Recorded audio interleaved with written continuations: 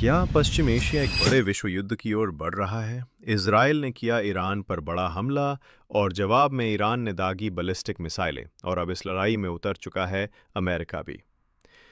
ये कहानी सिर्फ दो देशों की नहीं रही, अब इसमें हिजबुल्लाह, हौती विद्रोही और अमेरिका जैसे महाशक्तियां भी शामिल हो चुकी हैं। और रूस चुपचाप किनारे से देख रहा है, लेकिन उसकी चालें भी चालू है। चलिए जानते हैं ईरान और इजराइल के बीच शुरू हुए इस भीषण युद्ध की पूरी कहानी। 13 जून 2025 को इजराइल ने अचानक ईरान के परमाणु ठिकानों पर जबरदस्त एयर स्ट्राइक कर दी। दावा किया गया कि ईरान गुप्त रूप से परमाणु हथियार बना रहा है और वो अब आखिरी स्टेज पर है।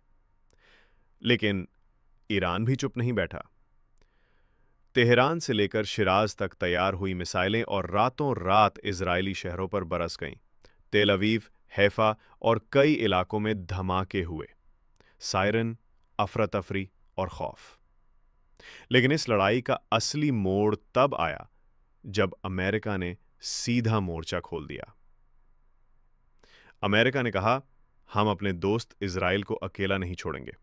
और फिर शुरू हुआ हथियारों का महासंचार। अमेरिका ने भेजे हाई-टेक मिसाइल डिफेंस सिस्टम्स, जासूसी ड्रोन्स और इंटेलिजेंस सपोर्ट। लेकिन जब ईरान ने अमेरिकी सैन्य बेस कतर और बहरीन पर हमला किया, तो जवाब भी आया जोरदार। अमेरिकी फाइटर जेट्स ने उड़ान भरी और ईरान के ड्रोन बेस को तबाह कर दिया। इसी के साथ अमेरिका भी इस युद्ध का सीधा हिस्सा बन गया। अब सवाल था, रूस क्या कर रहा है? तो जवाब है, चालाकी से तटस्थता निभा रहा है। रूस ने ना तो ईरान का खुला समर्थन किया, ना ही इजराइल का विरोध। लेकिन पर्दे के पीछे ईरान के साथ ऊर्जा और इंटेलिजेंस साझा करने की खबरें हैं। रूस चाहता है अमेरिका और इजराइल ज्यादा आगे ना बढ़ें। स्थिति बेहद गंभीर है।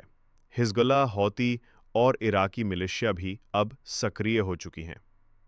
इजराइल के शहर रॉकेट की जद में हैं और अमेरिका की नौसेना रेड सी में तैनात है।